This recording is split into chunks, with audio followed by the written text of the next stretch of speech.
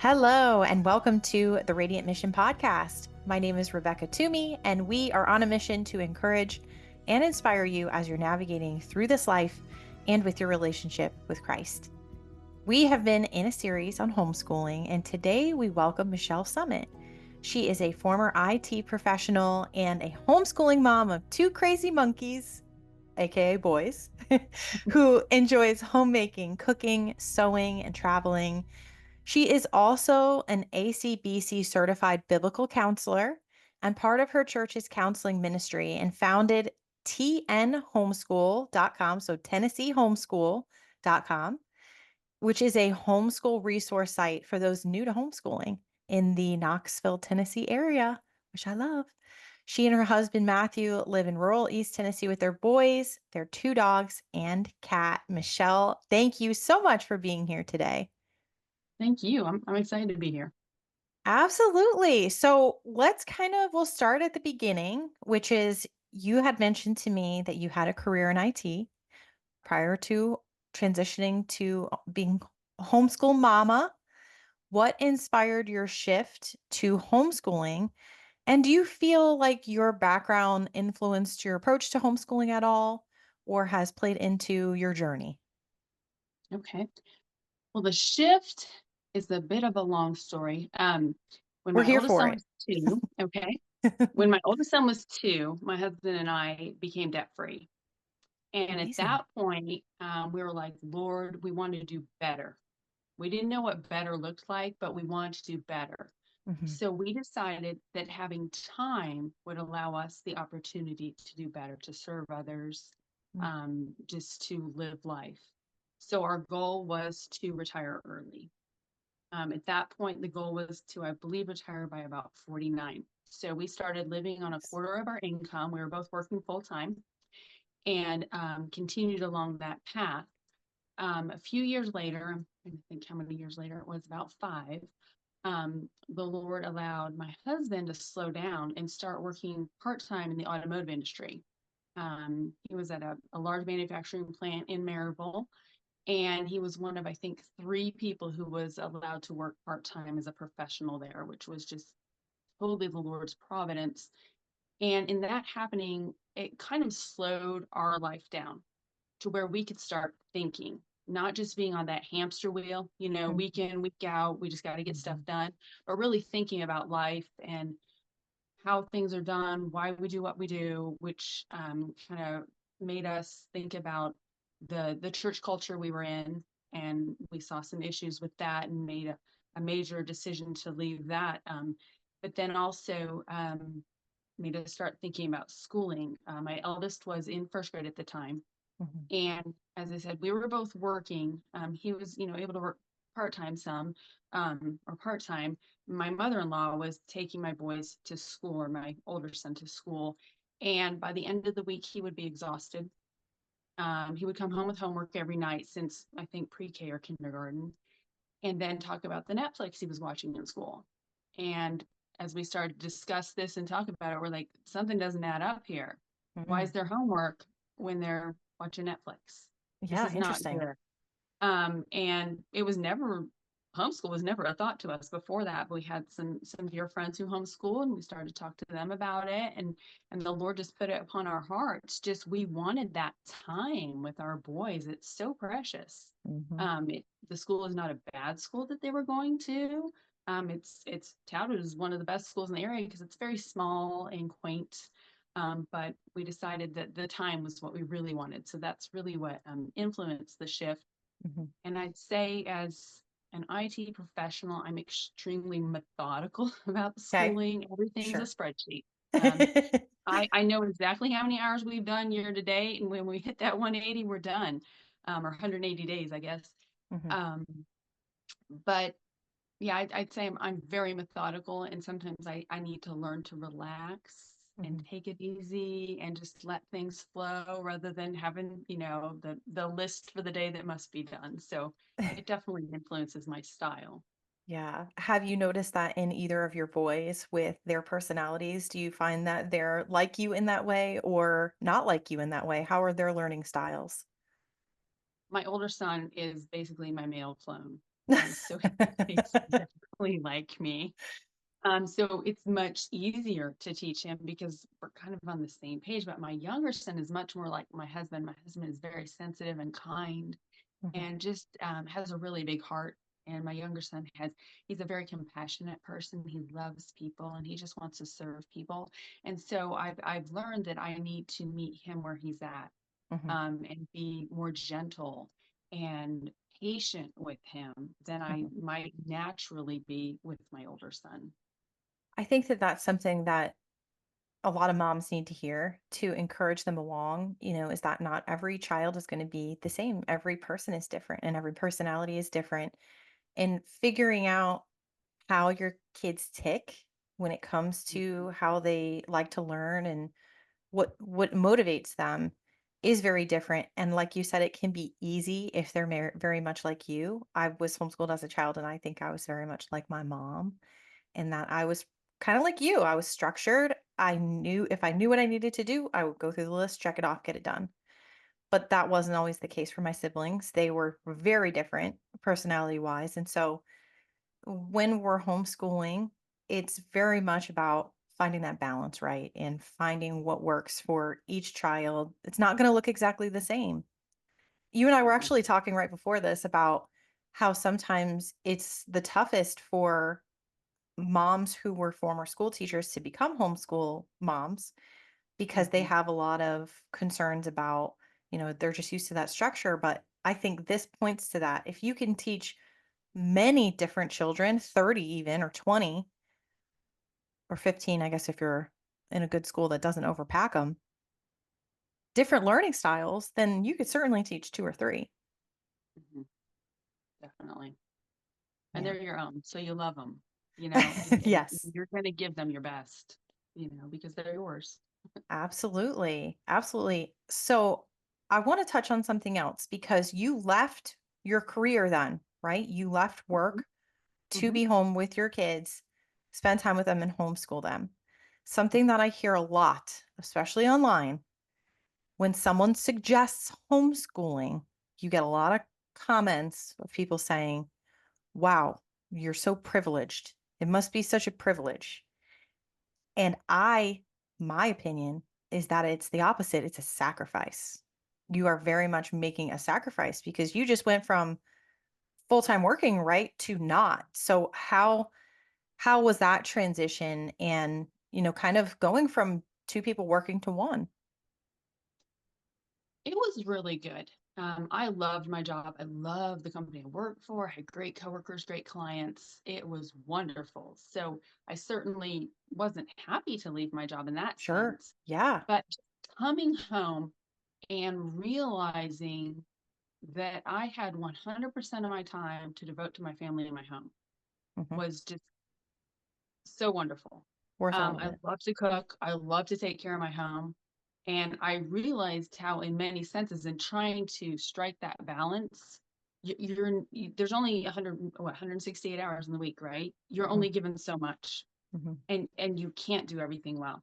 So I was able to then put more time and energy into things that I felt like truly mattered.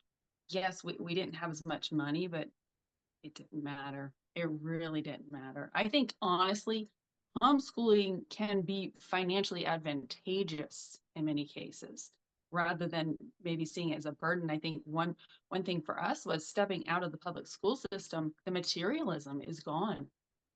Good point. You don't try to keep up with the Joneses anymore because you're not around them. Oh, that's a My great point. mother-in-law buys all my kids' clothes at Walmart and it's fine. And we Hmm. teach them to be content with those clothes, Hmm. because with food and raiment, they're with be content. So I think in some ways it might be able to be a financial advantage, actually, not a privilege, but a choice. That's great. That's a great way to put it. A great perspective is that, when you're not having to keep up with the Adidas and the other name brand stuff that's out there. And I grew up in South Florida, and the high school that was zoned for where we would have gone if I wasn't homeschooled. I mean, kids were driving Lexuses in, sophomore year to high school. When you don't have that competition and that, am I going to get a Mercedes for my 16th birthday? think about the savings on the parents' end that then you can reinvest into time together, into doing things together. That's something that I remember about my homeschooling journey as a kid is that we got to do a lot of stuff together. Go to Mhm, plays. We could go to a play 2, 3 days a week if we wanted to, not on a field trip once a year, you know? And mhm. I love that freedom Definitely, about homeschooling. definitely. Yeah, there's a lot of freedom. I have to agree. Let's talk about boys. You mentioned to me your little crazy monkeys. I have one boy, so I can attest. I have one crazy monkey. Can you share some of the unique challenges that and joys that you have faced homeschooling two energetic boys and how you managed their learning and behavior? Um, I think the energy has been a big challenge. I think a lot of little boys are labeled as ADD or ADHD, something like that, when in Mhm, fact they just have a lot of energy and it takes them longer to work it out, I think, than little girls. Little girls tend to be, on average, a little bit more calm. So just meeting them where they're at, once again, my younger son especially, he has to take more breaks. He needs that outside time with his dogs. It's good for him. Um, just really considering where they're at and knowing that that's not going to last forever. As I said, my younger son is a total clone of my husband, and my husband is a very calm and centered person, and that's who Hudson will be eventually. mhm, But he has to grow into that. He has to learn self-control. mhm, These are things they're not born with. They have to learn them. So mhm, just really considering who they are and where they're at and who God has really made them. They're in a state, it's a fun stage, so we do a lot of outdoor activities, going on hikes, just kind of running around, and that's learning too. mhm, And I think that's what, we get into this construct that the public school system has created. You have to sit at a desk and work on paper in order to learn, and that's so not true. mhm. Children can learn a myriad of ways, and for little boys, it's oftentimes going and doing. Absolutely. They're a lot more hands-on, a lot more, can be a lot more mechanical with things. It's very interesting to see the difference. My oldest is a girl and then my second is a boy. And just to see the difference between the way the two of them think and the way the two Mhm. of them, do things is very different. But then to see them playing together too is really sweet. Yeah, yeah. And little boys, like you said, there is a lot of energy there. And I love that you mentioned the going outside and just you can learn a lot. I know my sister actually, the first school she ever did with her boys when they were kindergarten age was called forest school, where they Okay. go learn survival skills out in the woods, and they would go, I think it was once a week, something like that for 2 hours. And they would go learn about different types of trees and leaves and rocks and bugs and what was dangerous and what was not, and how to be resourceful. And they did this for a period of time. It was so funny. I somehow ended up visiting her both times that her two older boys were having their graduation from forest school, and the parents get to go and kind of see everything, and the little boys bring you around in the woods and tell you stuff that they learned throughout their time in forest school. And I think that that's such a cool and unique thing for little boys and girls. There were girls there too, but for kids to have that time in nature and to learn about nature, and that's learning too. And Oh, think about the definitely. difference between a kid who's sitting in a classroom for 8 hours a day and now these other children who have these survival skills at 5 years old. It's interesting. Oh, yeah, definitely. Yeah, and that learning by doing, right? Experiencing it and touching it and feeling it. That's a whole different experience than seeing something in a book. Absolutely. And learning how to build things, learning how to Yeah. climb, and Oh, yeah. that's one of my favorite parts about homeschooling is that freedom. So Mhm. I'd love to talk to you about how you juggle it all because I think that that's a struggle for many of us. You mentioned, the juggle when you were working, and now it's still a juggle, I'm sure, because you're homeschooling and homemaking. How do you balance, your responsibilities, and what advice would you give to other moms that are managing multiple roles?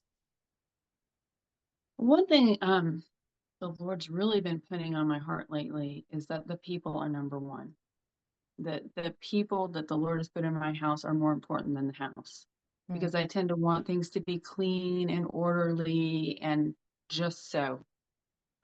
So I think that that's number one. It doesn't matter if the floors get clean, if the children aren't at peace and have mm, joy in the home. I think the other thing is you can't do it all. I think our society lies to us, especially women, saying you can do and have it all. mhm, And I don't want it all. Like there are so many things that really do not matter. It doesn't matter what kind of car I drive or what kind of house I live in. It doesn't matter really what I look like, honestly, because, we're to be living for God's glory, not our own. We're to be pointing people to Him, not saying, hey, look at me.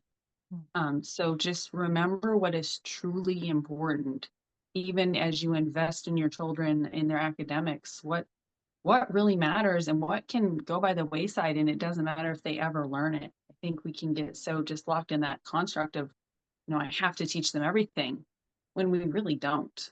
mhm, And just be wasting a lot of time. And I guess another thing that is so easy to do these days is to waste time on social media and different things like that.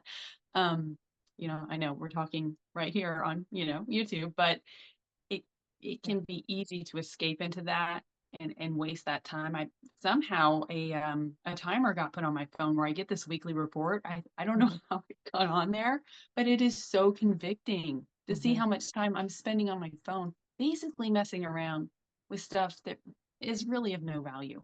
mhm. So the Lord's just been convicting me of that. Put the phone down, and if you have 5, 10 minutes, there is a task you can do, or you can spend some time with a child just one on one, and that's of so much more value. Absolutely. I think that Apple defaulted that at some point where everybody started to get those notifications. I definitely get them weekly, and my goal is always, can I do less this week on my phone? I Yeah. want it to be down every week, right? Hmm. Instead of up. When it's up, it's not good. But you're spot on here. I think it is very important for us to remember what matters most at the end of the day. And I think a lot of us get caught up in keeping up with everybody. And that's one of the beauties of homeschooling is when you're outside of the world in a sense, because you're outside of the, world's public school system or private school. A lot of people go to private school, but being outside of that, you are able to refocus and recenter and create a day that starts with the Lord, ends with the Lord, that prayer is a part of your day. Kids are not getting that in public schools, unfortunately. And it makes a big difference in how we see things around us because you're right. None of this other stuff matters. At the end of the day, what is the stuff? Our treasures are not here on earth. Our treasures are in heaven. And that's such a beautiful point that you made there. I love that. And you can't do it all. This is a recurring, I don't want to say argument, but maybe sometimes it is with my husband and I about the house. He gets very frustrated by all the toys everywhere. He was an only child. His mom did Mm, everything. He never had to pick up one thing after himself. And it's very hard for him with three little kids that it becomes hurricane zone after a very short period of time. And, I'm constantly kind of trying to encourage him like this is how it is and it's not always going to be this way. And one day yeah, all these toys are going to be definitely. gone and Hmm. you're going to be lucky if you get a phone call. So, enjoy that plastic car or toy that you just stepped on because one day it's going to be a memory for us. That's true. That's so true. Now, we do have to there is a level to if the kids are in bed, we got to make sure to tidy up here, guy. No, that's just me being neurotic about it, right? Let's talk a little bit about your biblical counseling. That really stood out to me, that you are an ACBC certified biblical counselor. And, I just want to hear more about that and how your faith has influenced your approach to homeschooling and perhaps how you integrate biblical values into your children's education. Okay. Um, well, I mean, Christ is everything for my husband and I. And the passage that really kind of is always in the back of mind is in Deuteronomy 6, where we are to teach our children when we walk along the way, when we lie down, when we rise up.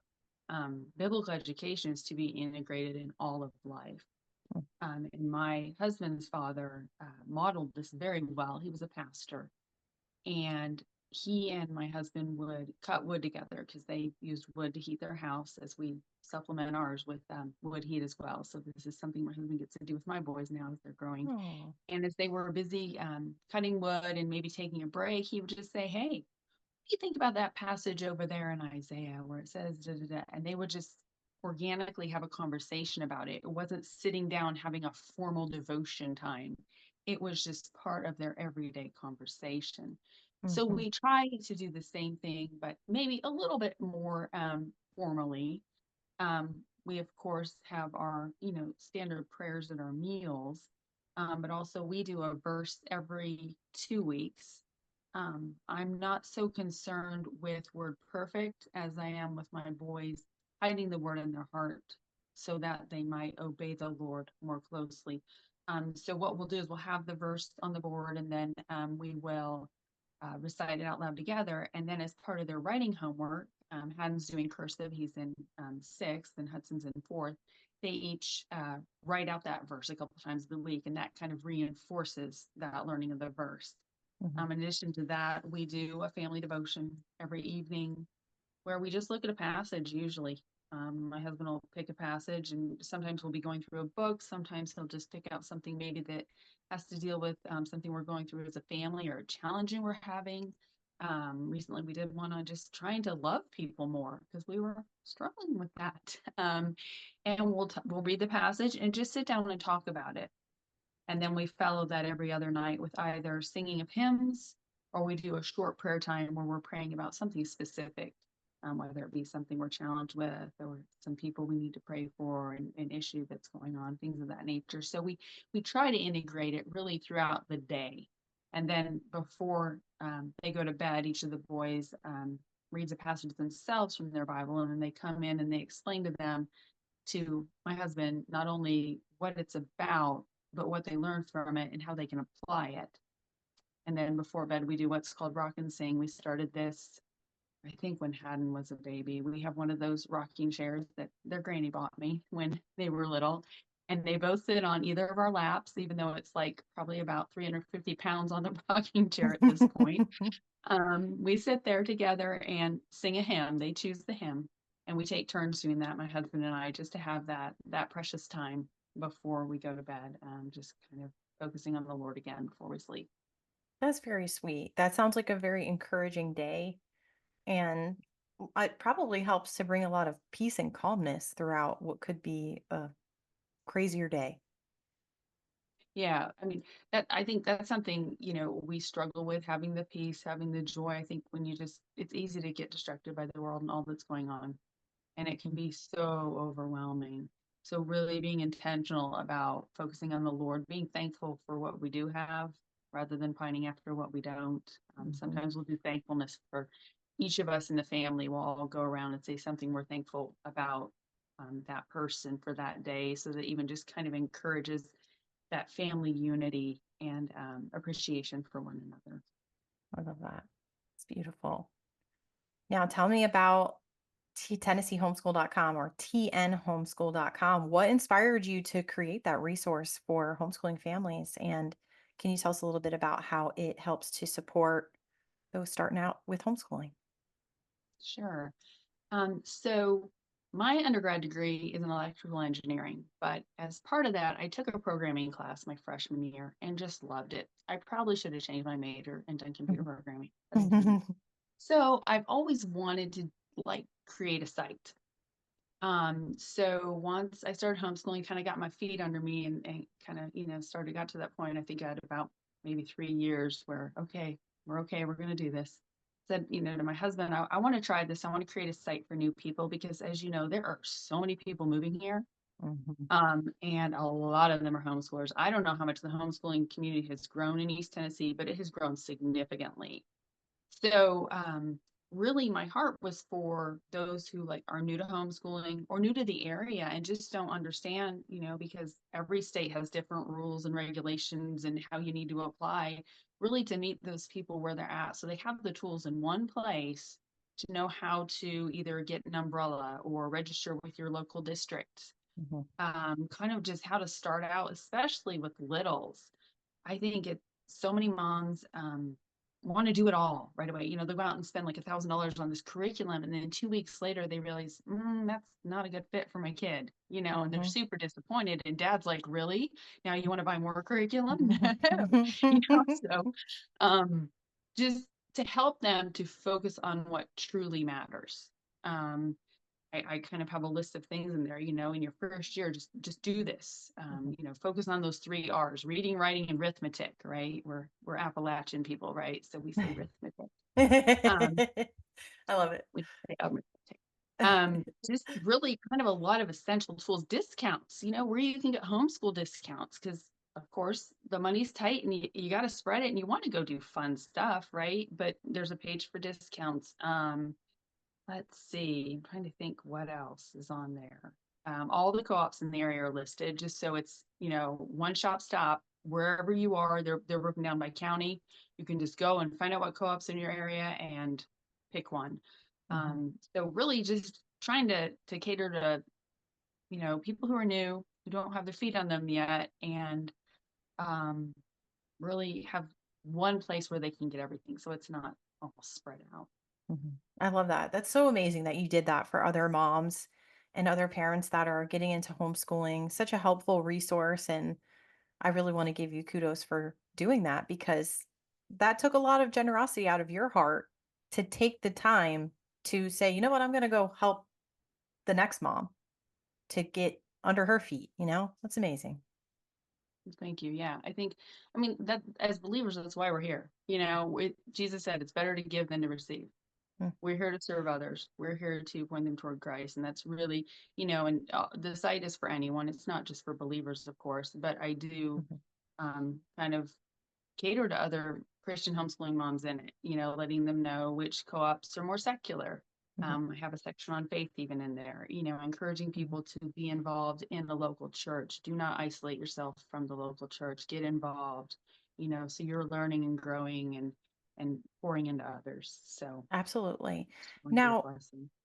absolutely. Yeah. When I was growing up, there was this A+ wheel thing. You mentioned discounts, and it reminded me of that where, homeschoolers were eligible to get these little circle things that had coupons for kids to go to different places and they would get a discount. Like, let's say, they one game bowling at the local bowling alley, things like that. Are there some kind of cool resources like that in this area that homeschoolers can take advantage of? Maybe trampoline parks where you go on a homeschool day or something like that. Is there anything like that? Well, I know that Dollywood every August does. Dollywood and Dollywood Splash Country both have homeschool rates. Oh, That's a really wow. good one. Okay, Yeah, that's yeah, cool. and they do it, once the schools are back in session, so you can go and it's not as crowded, so it's really great. Sure. And then one that we love is WonderWorks.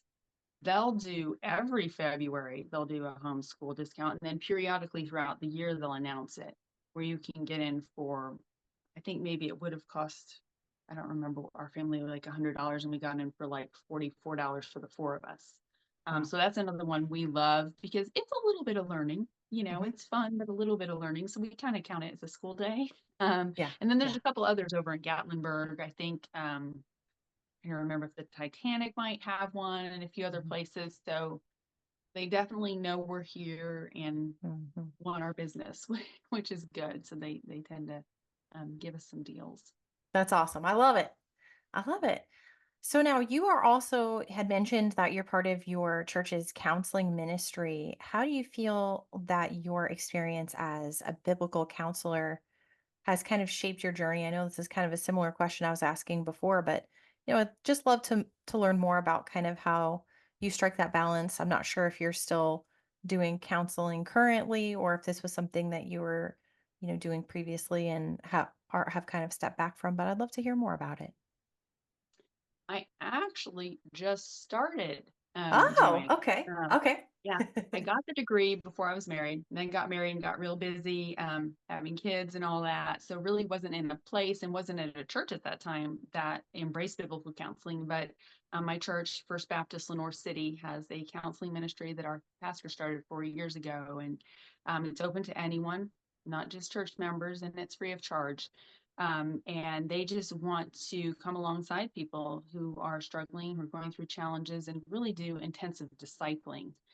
So I just got recertified. I have my master's degree in it, but I also just got my certification back. I think it was like last Wednesday, which I'm so excited Wow. about. That's a long process. But I think the primary way that the counseling helps me is a saying that's very common in the biblical counseling community. The heart of the matter is a matter of the heart.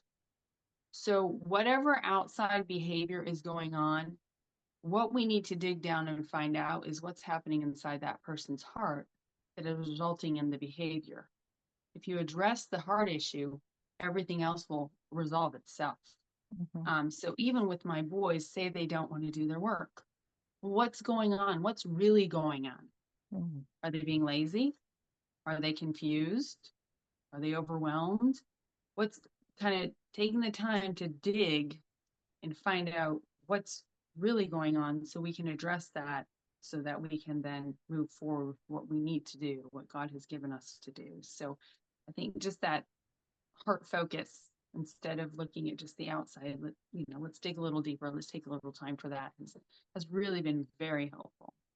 That's a great perspective and great advice. What questions might you ask your boys in that type of situation? So let's say they just don't want to do it. What kind of questions or how would you get to the root of it? One piece of advice that I received once that I think is super helpful is ask why 5 times. Okay. And as you keep asking why, you get to you kind of what's really going on here. The other questions can be just around how they're feeling. Help me understand. I guess maybe it's another why question, but why you don't want to do. Why is this problem difficult for you? Mhm, At one point, we wondered if one of the boys might need to have his eye checked because he was saying, well, it looks a little blurry, right? mm, So it's not that he couldn't do it or didn't know how, he just maybe couldn't see it well. mhm, So just kind of looking at it from different angles. How are you feeling? You maybe not feeling well. Well, when you're not feeling well, it's hard to do any work, right?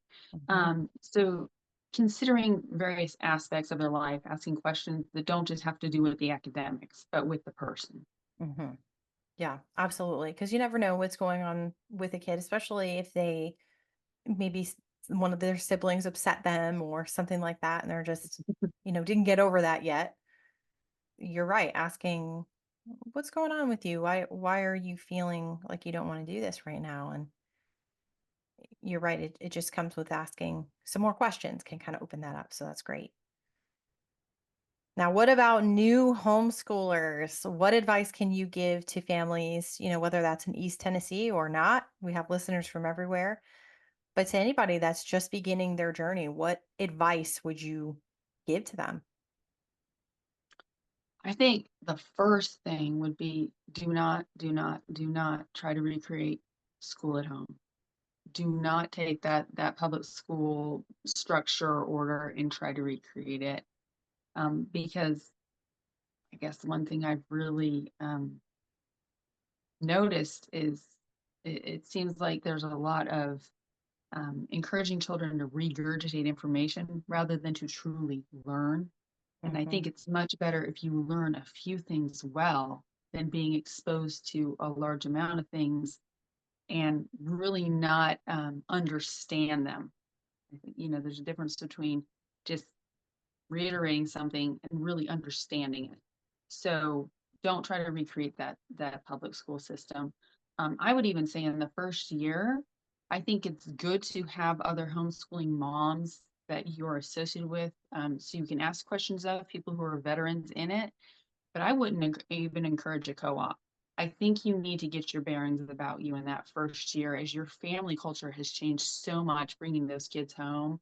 Hmm. So you can just really kind of get to know one another again and enjoy one another's presence and just be free to, hey, let's not do school today. Let's go to the park, simply because we can.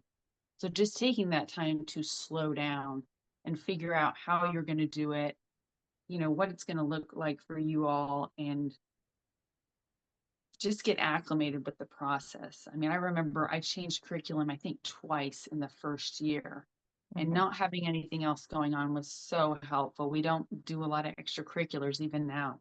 Um, and it's just so nice to have that freedom, that Mm-hmm. time to really just think and consider your ways, because our culture does not encourage that, I don't think, at all. If Mm-hmm. the world has its way, we'll just be running around like chickens with our heads cut off and really not saying, why am I doing what I'm doing? So just that slowing down. Even one thing I say on the side is, don't buy any curriculum. And I know that might sound a little crazy, but there's great things out there like Easy Peasy. It's an online homeschool developed by some great homeschooling parents. That's absolutely free. And, you can start there and then decide, okay, maybe we're going to consider something else a little later, but Mm-hmm. don't commit to a lot, really. Mm-hmm. Mm-hmm. Take it easy. I'd love to talk on the child side too. It sounds like your oldest went to school first before he was homeschooled, but your younger child was homeschooled from the start. Is that correct? Yes. Mhm. How was your son's experience going to school and then transitioning to homeschooling? Did he have a hard time with it? Was he excited to be homeschooled? And then how are things in public? I know this is something I run into a lot with my daughter. Oh, how is school? Are you, what school do you go to? Or have you started school? She gets those kind of questions all the time. And, she's still little, so she's learning how to say, well, I'm homeschooled. I homeschool. So tell me a little bit about that with your oldest. So initially, he wasn't like vehemently opposed to it, but he did not like the fact that he would be leaving what he perceived to be were his friends. Mm-hmm. Um, from my perspective, these kids were not great friends to him. They weren't really his friends, but he Mm-hmm. perceived them to be his friends. So he was constantly saying, hey, can we get together with so and so? Can you call so and so's mom? So and so, it's kind of hounding me. Mm-hmm. But then I think, after he kind of understood the value of us being together and the opportunities, I remember early on, we would just go on hikes. We have these great hiking trails along the lake here, and we would go on hikes like every Thursday. And once he started to understand, like, these are things we can do because we're not in school right now where everyone else is, and the fact that there is pros and cons to everything in life. Mm-hmm. He really embraced it to the point now where he loves our family culture, and he's okay with where we are in life in terms of kind of a lot of lack of socialization. Um, but it's just he's accepted. He's I think very content Mm-hmm. in what God has done. And what was the second question? Yeah, I guess I was just, what was it? I was just asking about his experience because I know that a Okay. lot of parents, that is their concern, right? Is that they feel called to bring their children home. And a lot of it does have to do with them feeling like there are negative influences at school because that's who is influencing their children, right? Other kids.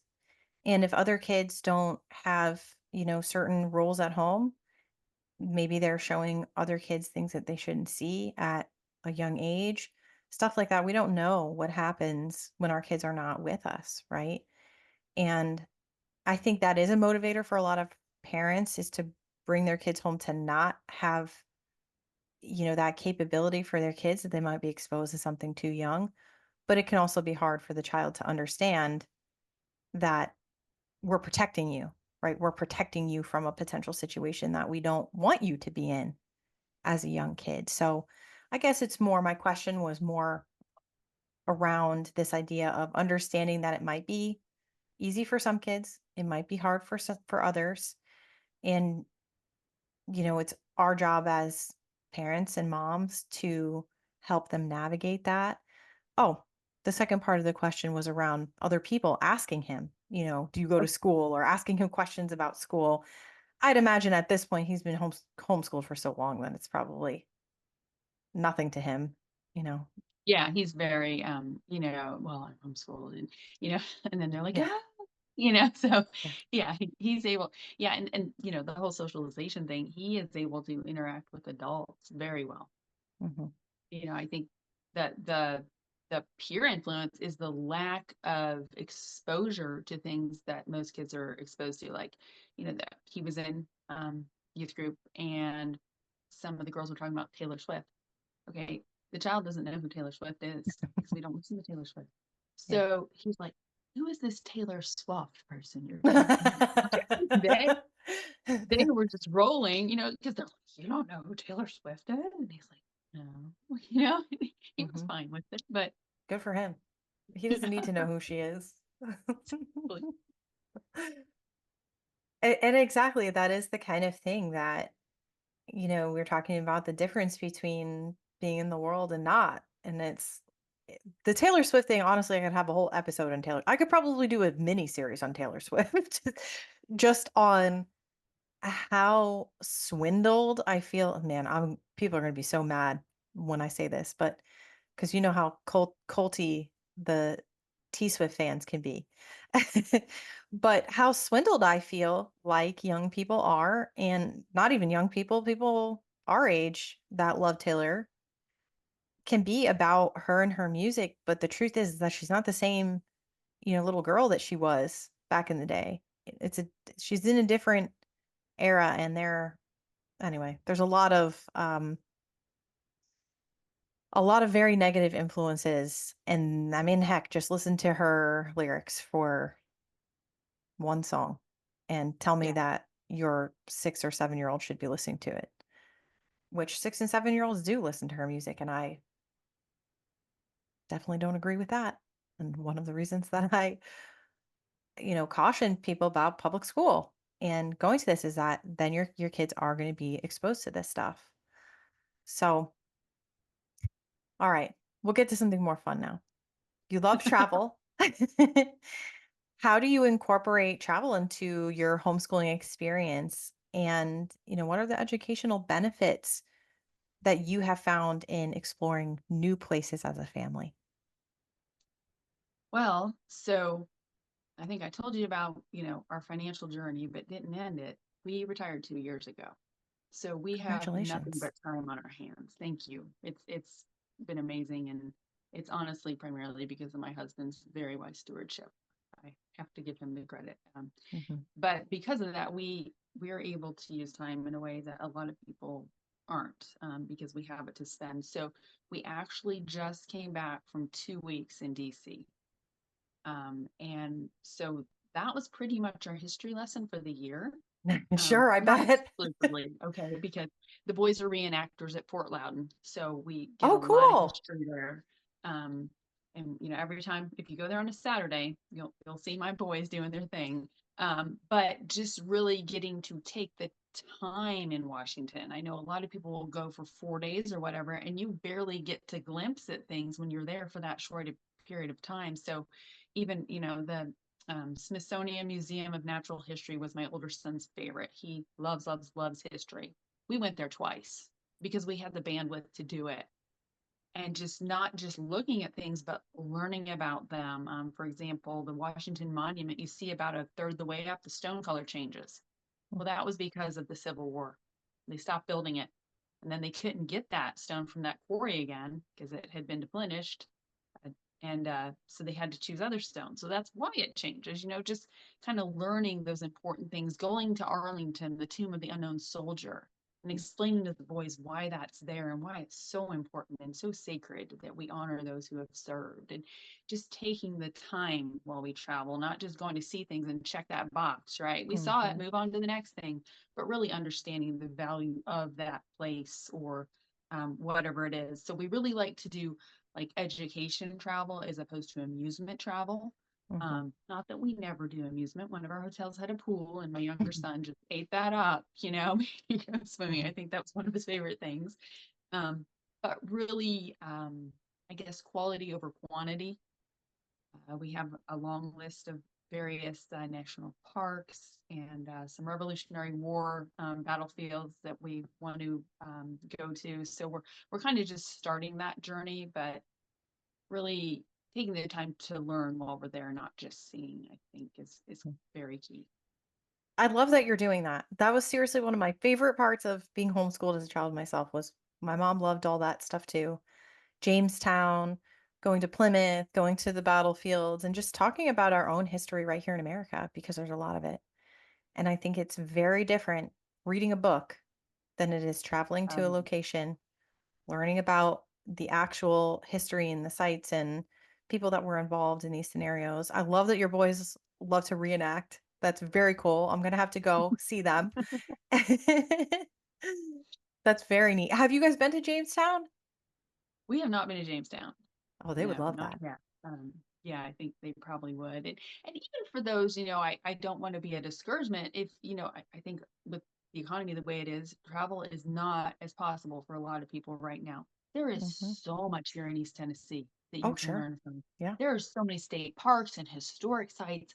I mean, the list is just forever. So it's like you can take a day and go somewhere and it's just a wonderful blessing, and you Hmm. don't have to spend a lot of money. Like we'll pack the lunch, we go to a state park or whatever and go hiking.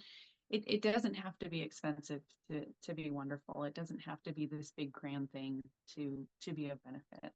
Absolutely. Absolutely. So I would love to ask a little bit about community and support. You mentioned co-ops. What has really been the role of community, either, through your church or your local homeschool groups or co-ops in supporting your homeschool journey? So we try to co-op. I'm trying to think what year it was, maybe our second or third year. And for us, it wasn't the best fit. I didn't feel like my boys were getting much out of it compared to what I was putting into it as a teacher. Hmm. So, as a result of that, and kind of in association with the website, I formed a Christian homeschool fellowship group here in East Tennessee. We meet here in Loudoun County, and at our highest, I think we maybe had about, I don't know, 40, 50 moms and kids meeting once every other week. We meet at a park or we meet at a community center, and we just sit there in fellowship. And a lot of that fellowship is around encouraging each other in the journey and helping each other. It was one Saturday, or pardon me, Friday recently, where we all brought our curriculum so the others could just take a look at it, especially because my son's the oldest now in the group. So as some of them are kind of coming to the middle school years, they're saying, hey, well, what should I do for math or what should I do for English? And I brought them what I use and said, well, check this out, see what you think, and then I was thinking about switching my younger son to a different math. So one of the ladies brought her daughter's math because they're in the same grade. And I was able to touch it and, get hands on, which is way different than I think looking at it online.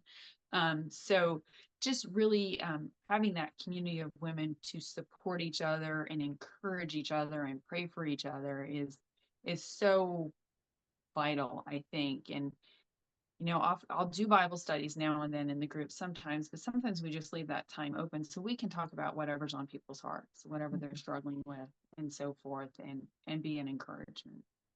That's beautiful. That's such a wonderful thing for other moms to have, especially new moms who might have a lot of questions, might be struggling with something. So fantastic. I love that.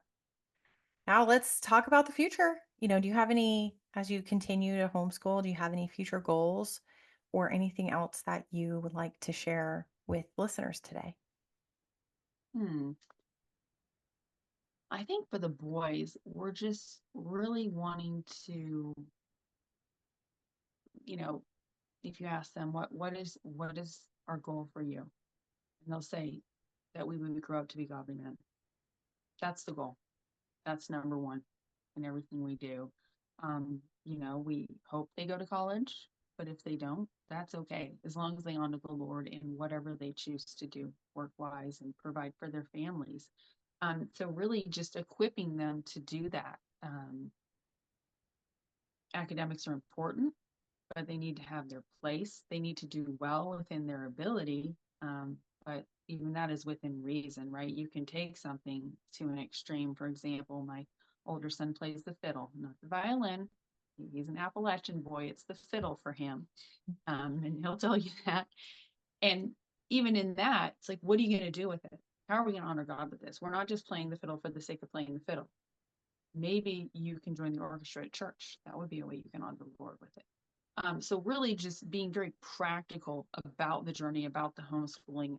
One thing we envision is they'll probably finish high school around 15 or so. Maybe really taking the GED, maybe just taking it, like a practice one to see how they do.